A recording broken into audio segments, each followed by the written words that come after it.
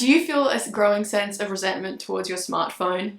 Annoyance that every time you open it to do something particular, you end up getting distracted and forgetting all about that. As much as we might wish we didn't have to have one, being a functioning human in this world relies on what smartphones provide. We need them for the communication, transportation, commerce, and increasingly QR code scanners, two-factor authentication, and apps for everything. We are trapped within this prison of its functionality while being keenly aware of the costs. The precious hours of time we lose to scrolling, the anxiety of comparison from social media, and then on top of that, the guilt that these behaviors should be controlled by our own willpower. I felt all that, and it's led me to do some interesting things like using a dumb phone or a flip phone for many months at a time. And while I think that is a great thing for anyone who's interested to try, it's not realistic or sustainable for a long time for most people.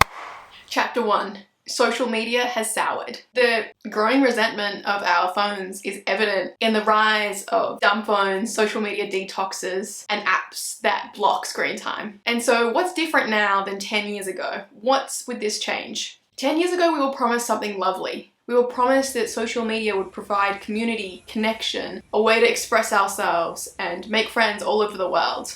And while this is true in small parts, I think that this has morphed into something much bigger and much more sinister than that lovely premise. We are all becoming painfully aware that social media is not very social at all. Through a never-ending stream of comparison, we feel inferior, lonely, and isolated.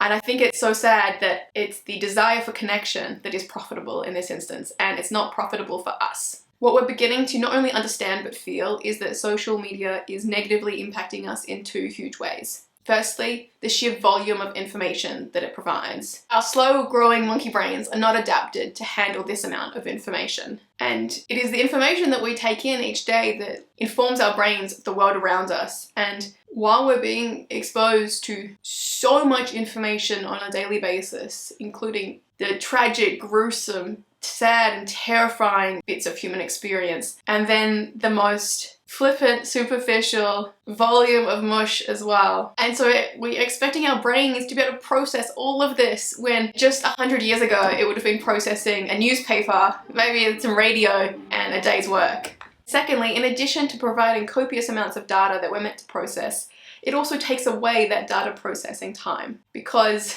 normally we have to face boredom, periods where there was simply nothing to do and your mind had to wander. There was no possibility of entertainment, no possibility of doing something more productive. On one hand, it's bringing us so much information that our brain probably needs another day to process that.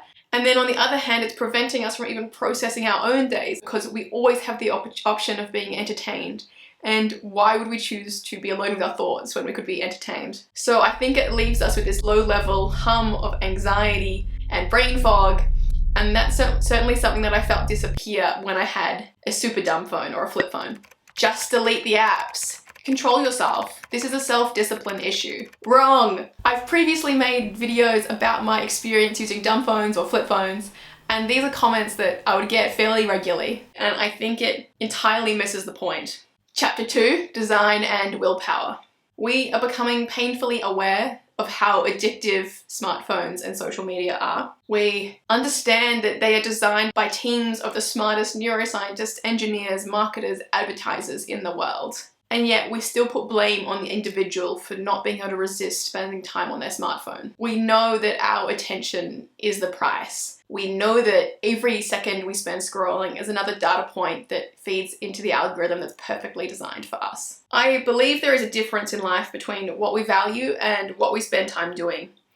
I value spending time with my friends and family and reading and gardening, but those things take effort. And at the end of a long day, when my willpower is at its lowest, what chance do I have of opening a challenging book or going out when it's bad weather and gardening, when I could just have that easy release of dopamine by looking at my phone? Willpower is a finite resource, and I don't want to waste it trying to make good decisions around my phone. This is where I think good design comes in. It means making seatbelts more convenient to wear than not wear. It means keeping your toothbrush visible. It means putting your gym clothes out the night before. So if we think about what we value and then design a phone that makes living to those values easier, that is good design. And It means that a phone becomes once again what it was designed to be, a tool. We have this opportunity to make design that works for us, and in doing so, we make living our values easier rather than something that is hard and requires willpower.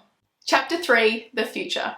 Let me ask you a question. What are the bits of your phone that make your life easier and better? For many of us, I think it's the features that fall under communication, transport, commerce, music, probably. Smartphones have only been around for a couple of decades, and I think now we're beginning to understand the costs and consequences of them, as well as the huge benefits.